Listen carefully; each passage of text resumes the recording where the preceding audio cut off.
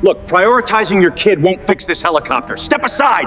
My priorities are clear, and this helicopter flies because I built it. Claire Whitman did not leave. That realization came to Evan gradually, like the slow recognition of a sound that didn't belong to the room. He had expected the night to return to its earlier stillness once she stepped back into the hallway, expected the quiet to reclaim its place like it always did. Instead, after standing by the door for several seconds, Claire exhaled, turned back toward him, and said softly, "May I stay a little longer?" Evan hesitated, not because he didn't want her there, but because he didn't know what it meant that he did. Sophia slept heavily in his arms, her head tucked beneath his chin, the faint warmth of her breath grounding him. He adjusted his hold and nodded.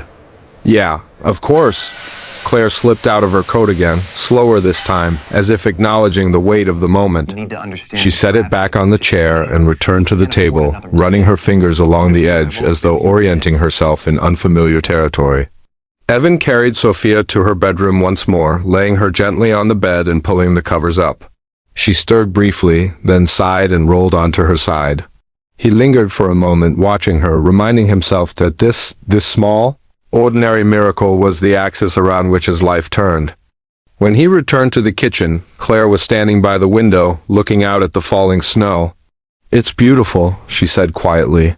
"I forget sometimes that the city can still feel like this. You don't get much quiet where you live?" Evan asked. She gave a short laugh. "Only the kind that echoes." They sat again, this time closer, the space between them less guarded. Evan poured the last of the sparkling cider into their glasses. It felt oddly ceremonial, like a continuation of something that had already begun. "I meant what I said," Claire said after a moment, "about seeing you. About your work mattering." "I believe you," Evan replied. "That's what scares me." She frowned slightly. "Why?" "Because if you really see us," he said, choosing his words carefully, "then you see how fragile it all is. How close most people are to losing everything." Claire nodded slowly. "That's exactly what scared me too." She leaned back in her chair, eyes fixed on the ceiling. "Do you know how many people congratulated me tonight? On the year we've had? On the growth? The profits?" Evan shook his head. "None of them asked me how it felt," she said. "Not one. And I realized I didn't know how to answer anyway." She looked back at him. "I built my life around being indispensable. Around being the one with answers. Somewhere along the way I stopped asking questions." Evan studied her face, the lines softened by the low kitchen light. "You don't seem like someone who's used to uncertainty." "I hate it," she admitted. "I hate not knowing if I'm doing the right thing. I hate that no matter what decision I make, someone pays for it." "That's leadership," Evan said. "Or so I've heard," she smiled faintly. "Is that what it looks like from where you're sitting?" He considered the question. "It looks lonely," the word landed between them, heavy but honest. "Yes," Claire said quietly. "It is." They sat in silence again, but this time it was different, not empty, but reflective. Evan felt something loosening in his chest, a tension he hadn't realized he'd been carrying. "I never planned for this life," he said suddenly. Claire turned toward him, attentive. "I had plans," he continued. "They were ordinary, boring maybe, but they were ours. A house. Another kid. Vacations we couldn't really afford," he laughed softly. "We used to joke about how predictable we were becoming." "And then?" Claire prompted gently. "And then everything shattered," Evan said. "And the world kept going like it always does. Bills, deadlines, school drop-offs." He rubbed his hands together, a nervous habit. "People kept telling me how strong I was. How amazing it was that I was handling it." He looked up at her. "I wasn't handling it. I was just..." Still standing, Claire's eyes glistened, though she didn't look away. "I'm sorry," she said again, this time with more weight. "I don't tell people this," Evan admitted, "not because I'm ashamed, but because grief doesn't fit into conversations very well. It makes people uncomfortable." "I'm not uncomfortable," she said. "I know," he replied. "That's why I'm telling you." The clock on the microwave ticked past 1 a.m., unnoticed. Claire took a breath. "May I tell you something I don't usually say out loud?" Evan nodded. "I never wanted children," she said, "not because I don't like them, but because I was terrified I'd fail them, that I'd miss the important moments." That I'd be physically present but emotionally absent. She swallowed. So I chose work instead. It was simpler, clear metrics. Clear wins, and now? Evan asked. And now, she said, her voice barely above a whisper, I'm afraid I failed anyway. Just at something I didn't know I was supposed to be good at. Evan leaned back, absorbing that. You showed up tonight, he said. That counts for something. She smiled sadly. Does it? Yes, he said firmly. It means you're paying attention. A faint sound came from Sophia's room, a sigh, a shift. Evan instinctively glanced down the hallway. You're a good father, Claire said. He shook his head. I'm just the one who stayed. That's not just anything, she replied. Her phone buzzed on the table. She glanced at it, then turned it face down without checking the message. Another board member? Evan guessed. Yes, she said, or a journalist. Or someone reminding me that tomorrow starts another quarter.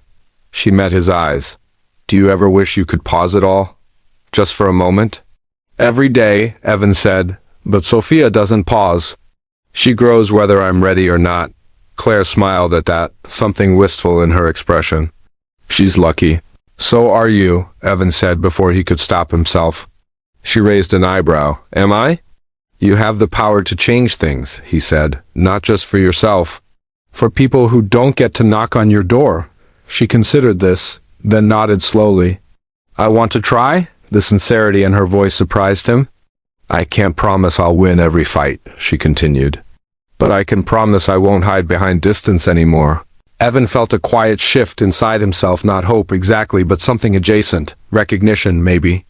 The clock read 1:42 a.m. when Claire finally stood. I really should go now, she said. Thank you for trusting me with your story. Thank you for listening, Evan replied.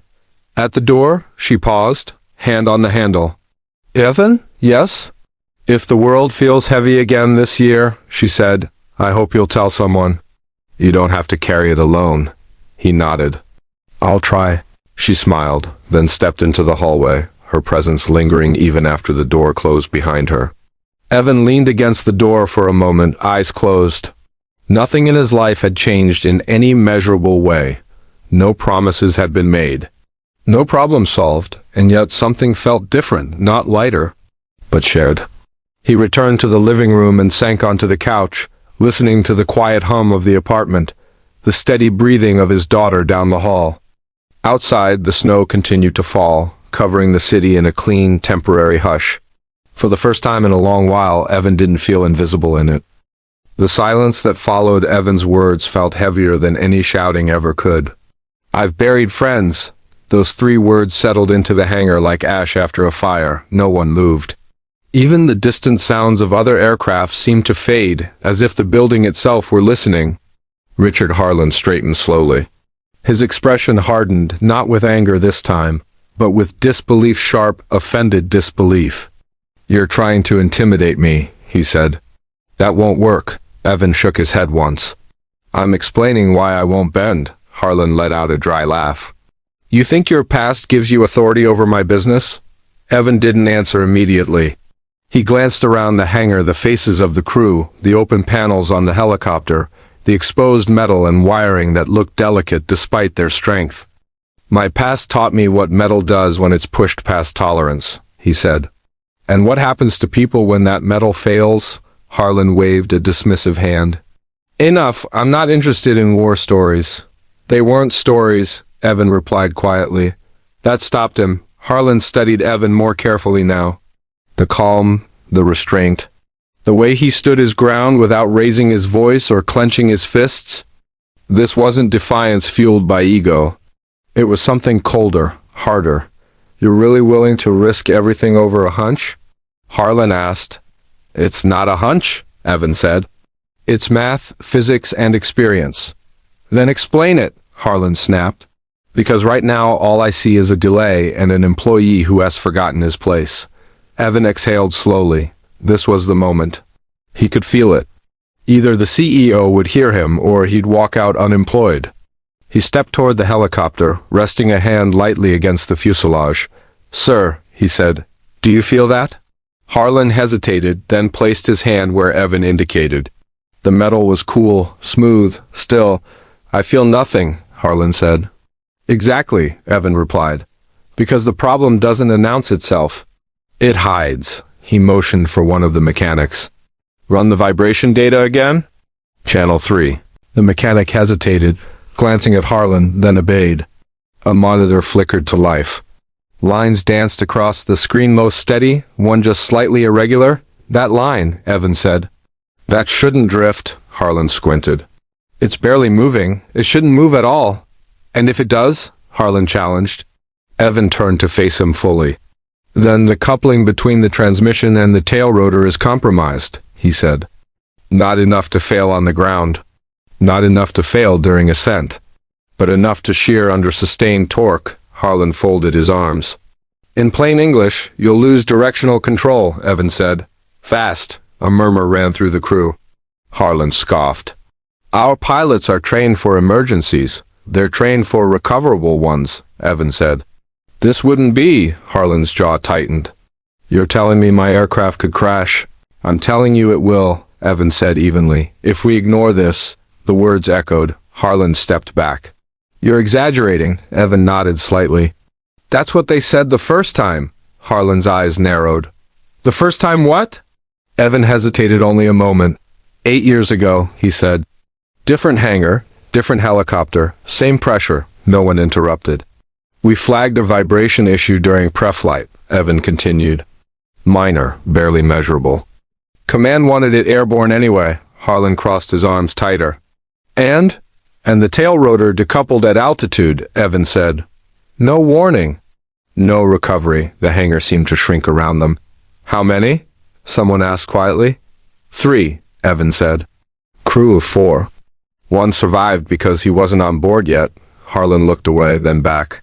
You expect me to believe this is the same situation? I expect you to believe physics doesn't care who signs the paycheck, Evan replied. Harlan took a step forward. You're crossing a line? No, Evan said.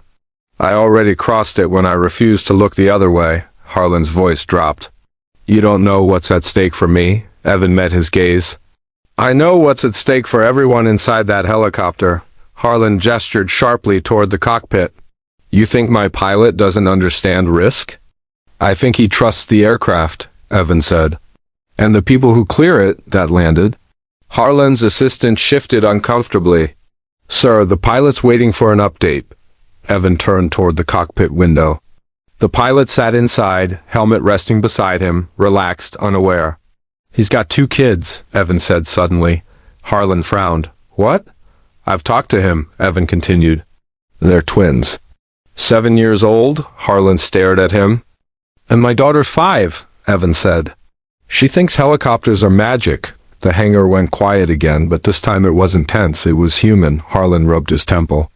This is emotional manipulation. No, Evan said. It's context. Harlan turned sharply. How long? Evan blinked. Sir? How long to fix it? Harlan said. Assuming you're right. Evan considered. 4 hours. Maybe more if we find secondary damage. Harlan laughed bitterly. 4 hours, you know what 4 hours cost me? Yes, Evan said.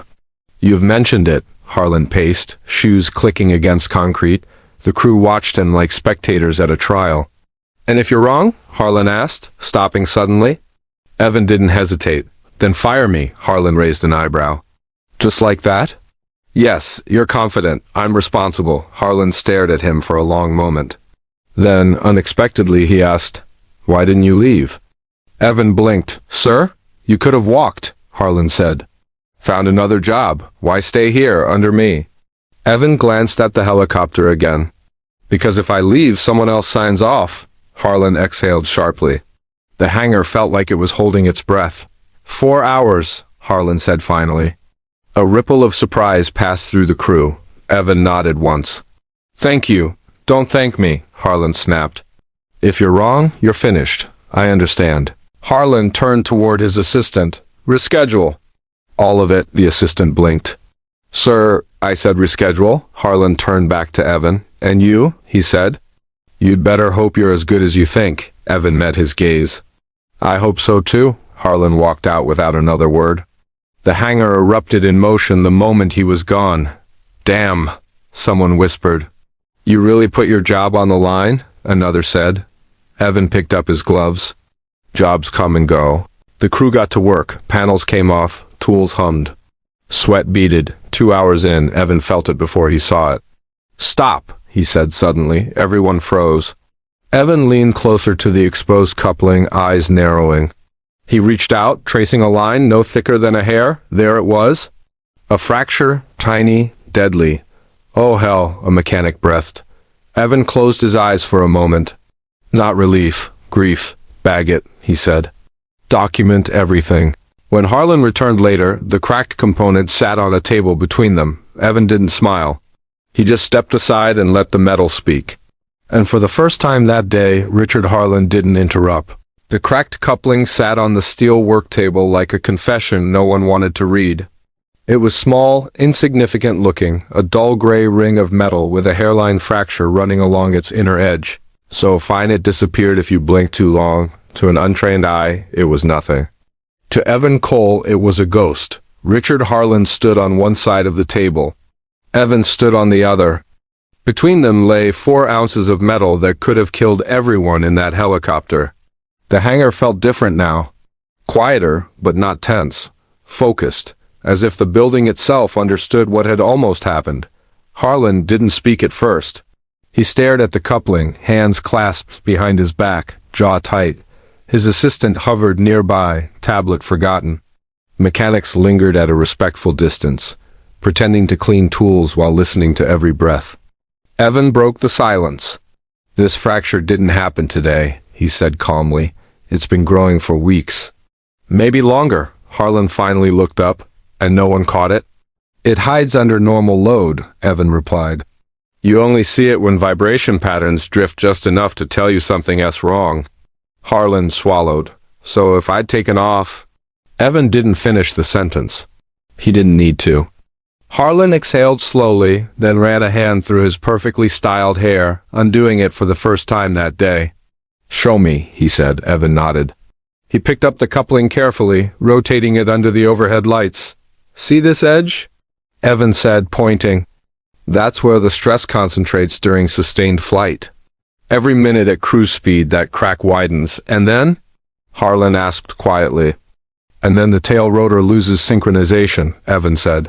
The aircraft spins, hard, fast. The pilot, who had quietly entered the hangar moments earlier, stiffened. No recovery window?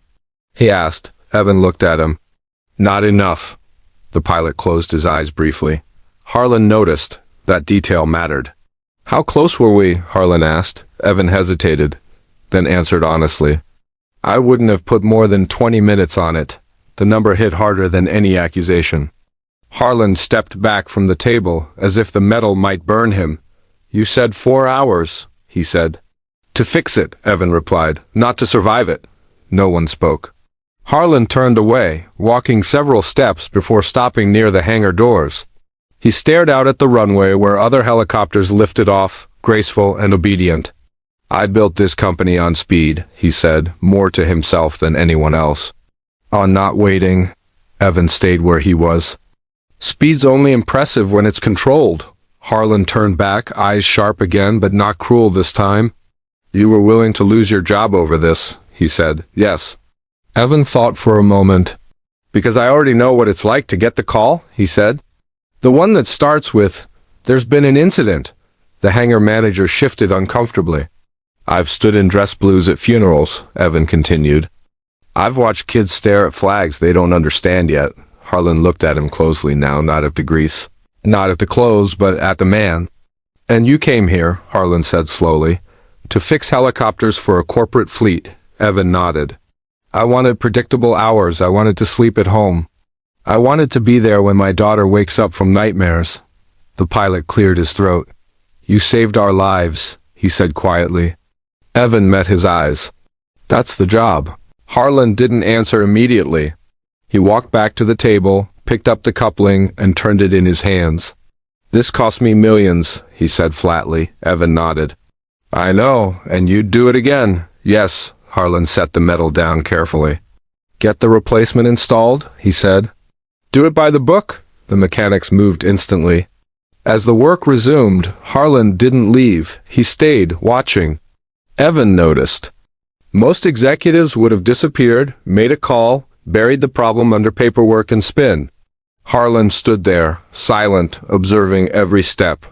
The torque wrenches, the inspection mirrors, the methodical pace. After an hour, Harlan spoke again. "How old is your daughter?" he asked. Evan looked up, surprised by the question. 5. "What's her name?" "Lily," Harlan nodded. "Does she know what you do?" Evan smiled faintly. "She thinks I fix flying dragons." Harlan almost smiled.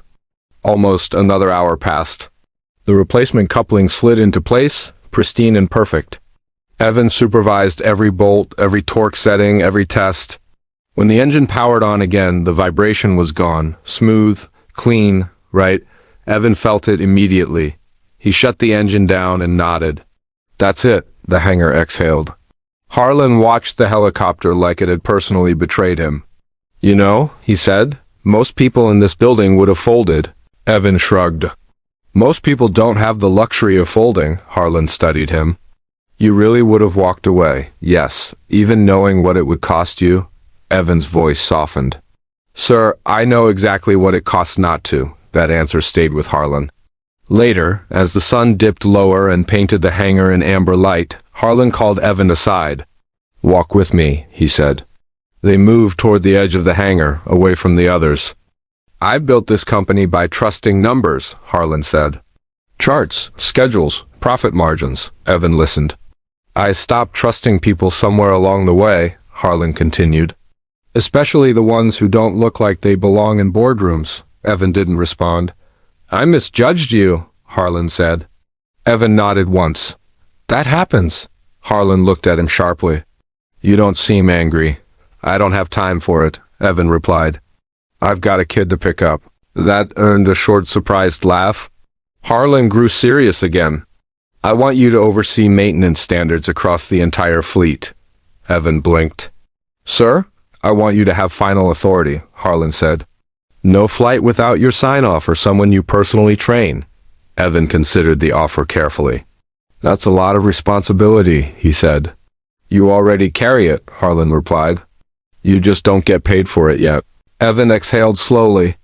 "I won't compromise safety, ever. I wouldn't ask you to," Harlan said. "And if I do, you'll ground the aircraft anyway," Evan finished.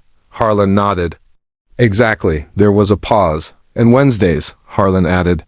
"Your schedule? Keep it," Evan frowned. "You don't need to." "I do," Harlan interrupted. "Because companies are made of people, and I forgot that." Evan studied him for a moment, then nodded. "All right." The helicopter lifted off an hour later, smooth and steady, rotors slicing the air with confidence. Harlan watched it go. "So close," he murmured. Evan stood beside him. "Close only matters if you don't stop." Harlan glanced at him. "You really don't care who I am, do you?" Evan thought about it. "I care that you listened." Harlan extended his hand. Evan shook it. It was firm, respectful. As Evan walked back toward his locker, phone buzzing with a reminder pick up Lily. 5:30, he felt something unfamiliar settle in his chest. Not victory, relief, because today the right thing had been done. And tomorrow he'd still make it home. The hangar was quiet now, but it wasn't empty. Not entirely. Mechanics still lingered near the polished black helicopter, double-checking bolts and panels even though the work was done. Tools were scattered in organized chaos, oil stains darkening the concrete like footprints of hard labor. A low hum from the remaining engines in the distance reminded everyone that life outside this hangar continued, indifferent to what had happened inside. Evan Cole leaned against a crate, rubbing his forearms where the grease had burned into his skin over the day. He could feel the ache in his shoulders, the kind that comes from hours of precision labor combined with the weight of responsibility. But this wasn't ordinary fatigue. This was the kind of tired that comes from living with consequences, the kind that makes your daughter's laughter the only thing worth fighting for. Richard Harlan approached. He walked slowly this time, not the commanding stride of a CEO used to having control, but the tentative steps of a man who had just been reminded that control isn't always what you think it is. "Evan," Harlan said quietly. "Walk with me." Evan looked up. He hesitated for a moment, glancing at the helicopter. It gleamed in the afternoon sunlight, perfectly still, yet ready to soar at any second. He nodded and followed Harlan toward the edge of the hangar. The two men walked in silence for a few moments, the only sound the distant whine of aircraft engines and the occasional clink of tools being put away. Finally, Harlan spoke. "You know, I've spent my entire career believing I could control everything," he said. "Schedules, numbers, outcomes, people. And I thought that if I demanded enough, if I pushed hard enough, the world would bend to my will." Evan nodded slightly. He didn't interrupt. Some things needed to be said fully before they could be understood. "I forgot," Harlan continued, his voice softer now, almost reflective, "that machines don't care about money. They don't care about authority, and worse, people don't care if you're rich or powerful or in charge. They just care if you're alive at the end of it." Evan exhaled slowly. He'd heard versions of this lesson before, but rarely from someone who could actually enforce it. Most executives preferred to learn lessons the hard way through failure, lawsuits, or worse. Harlan had narrowly avoided all three today because Evan had refused to compromise. "I misjudged you," Harlan said finally. "I judged you by the thermos, by the jacket, by what I thought was your role? But I should have judged you by what you do when no one's looking, and how you care for those who can't speak for themselves." Evan considered this. "Sir, I don't do it for praise. I do it because I have to. If I don't, I lose more than a job, I lose lives." Harlan paused, the words settling in. He glanced at the helicopter again, then back at Evan. "I want you to oversee maintenance standards across the entire fleet," he said. "You'll have final authority on any aircraft leaving this hangar." Evan's eyes widened slightly. "Sir, that's—" "It's not a reward," Harlan interrupted. "It's recognition." "You've earned it," Evan nodded, swallowing the lump forming in his throat. "I won't compromise safety, ever." "I wouldn't ask you to," Harlan said. "And if I do?" "You'll be right to say no." Evan considered that. He knew this could be a turning point, not just for him, but for the culture inside the company. A CEO who listened was a rare thing. Even rarer was one who admitted he was wrong. "Wednesdays," Harlan added suddenly. "Your schedule, keep it. You need to be with your daughter." Evan blinked. "Sir?" "You don't have to—" "I do," Harlan said firmly. "Because companies are made of people, not spreadsheets." "And I forgot that for too long." Evan gave a small nod, acknowledging the concession without words. Later, Evan returned to the helicopter. The work was complete, the replacement coupling installed. The vibration tests perfect, it was ready to fly. He ran his hands over the fuselage, feeling the smooth metal beneath his fingertips. It wasn't just a machine. It was a promise kept and assurance that those inside would come home safely. The pilot approached him, helmet tucked under his arm. "Evan," he said quietly, "thank you." I don't even know how to repay you," Evan shook his head. "You don't. You just fly safely and get home to your kids." "That's enough," the pilot nodded solemnly. "I will, I promise." Outside, the sun was dipping toward the horizon. The hangar doors framed the runway, the sky turning shades of gold and orange. Evan's phone buzzed, a reminder, flashing in bright letters. "Pick up Lily, 5:30. He smiled faintly. His daughter, his real responsibility. The reason he had risked his job and, in doing so, changed the dynamic of the hangar, the company, and even Harlan himself. Walking out of the hangar, Evan could already hear the faint sound of children playing in the distance. He quickened his pace, imagining Lily running toward him with uncontainable energy, her laughter bouncing off the walls of their apartment. At the daycare, she spotted him instantly. "Daddy!"